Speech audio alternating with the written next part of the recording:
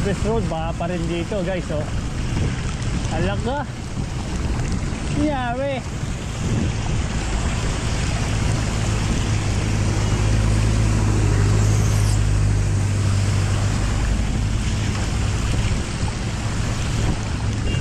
Service road nyo, baha na. O, sa mga dadaan ng service road, mag-ingat po kayo dito. Medyo mataas ang baha dito. Sa mga nagmumotor, sasakyan, yan, mag-ingat kayo.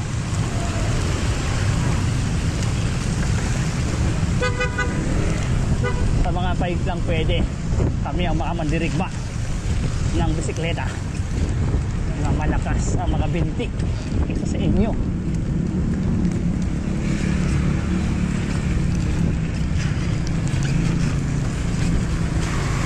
Lakas ng hangin guys.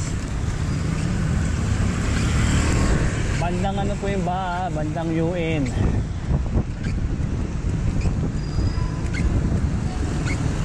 Service road, bandang UN po yung baha. Eh paglagpas nyo naman po ng UN, wala akong baha dito.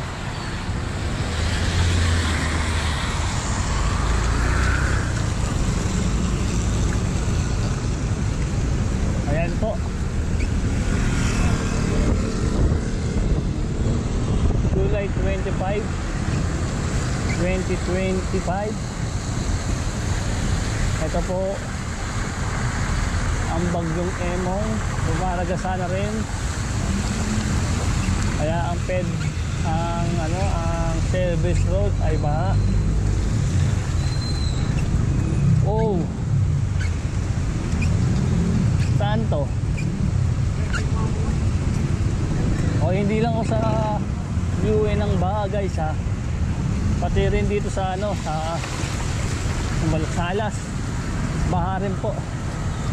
Tignan nyo, sunod tayo sa may gulong para yung tubig na dadaanan niya ay sila lang.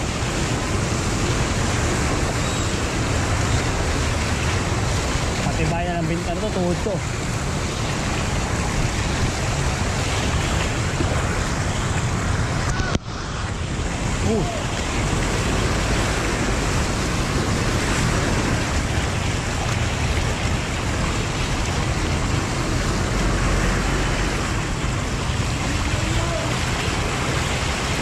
Hanggang Salas, hanggang Pedro Hill ang baha niya.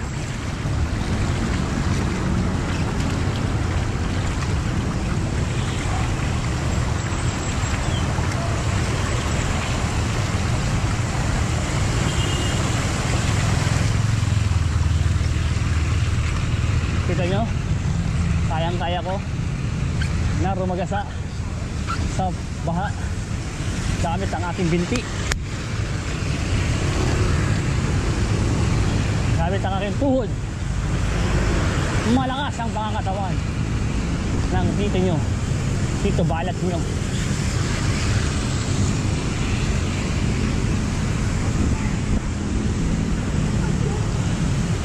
Okay, malapit na po tayo sa Raha Sulaiman at dun po ang padpad natin sa Yacht Club, Manila Yacht Club, na kung tinatawag po ay Grayson.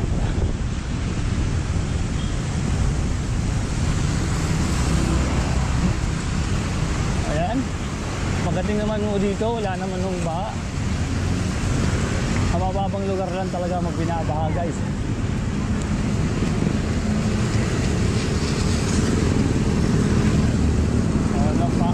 Tulad doon sinabi ko sa inyo kanina, ang tubig ko sa Maynila na binabaha ay malinaw. O saka wala akong kalat ng basura dito sa service road.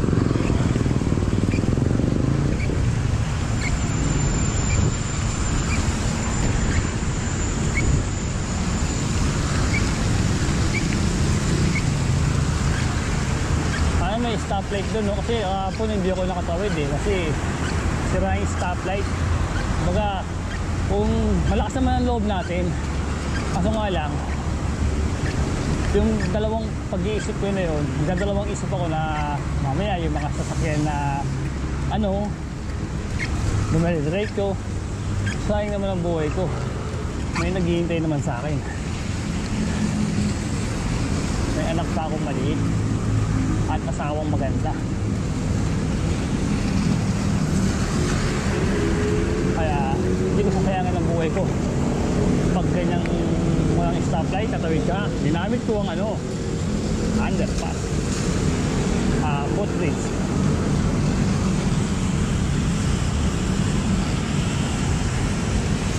O yan, kahit bumabagyo, pasok tayo sa trabaho. Eh, nagsabi naman po ako sa trabaho na medyo malilate po ako. Kahit take po natin ay 7:15 na po ng umaga. Ay, sorry, 7:34.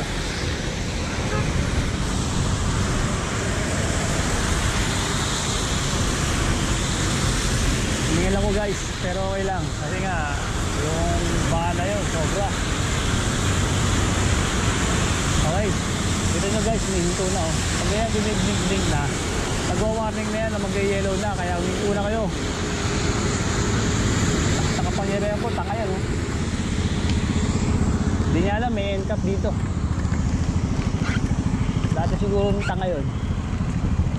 May kilala ko dating tanga eh. Nandun.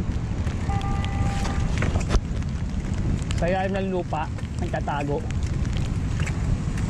O paano, bueno guys, dito po nagtatapos ang ating vlog. At marami pong salamat sa panonood nyo. At mabuhay Manila, God first.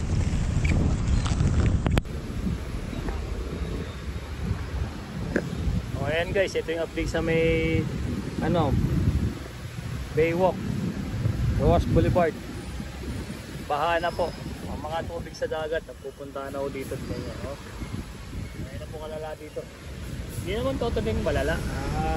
Yung tubig lang sa dagat napupunta na po dito dahil sa sobrang lakas ng ulan, lakas ng hangin. Yan po yung nagagawa ng bagyo.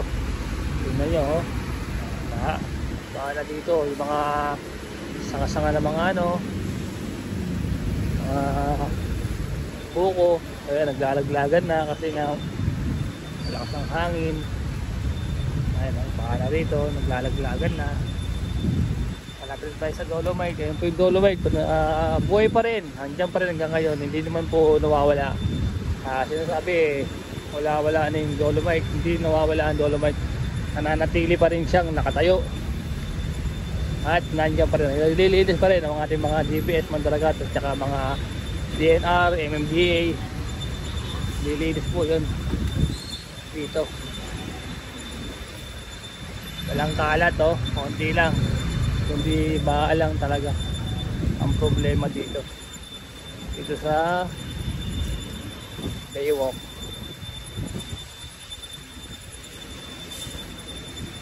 Yan ang update sa Baywalk guys. Medyo may pagkabaha-baha. Ayun sa may kalsada po ng ng Roas Boulevard, baho talaga. Baha doon. Sa may kalsada, baha siya. Ito naman konting baha lang. Ayun kita nyo po. Medyo tumigil na po yung ulan. Ito nga lang, nag-iwan siya ng baha dito sa Maynila. Walang natin kung sa sa top kung mataas ang tubig doon. Sigurado mataas ang tubig doon. Ito yung mandabos natin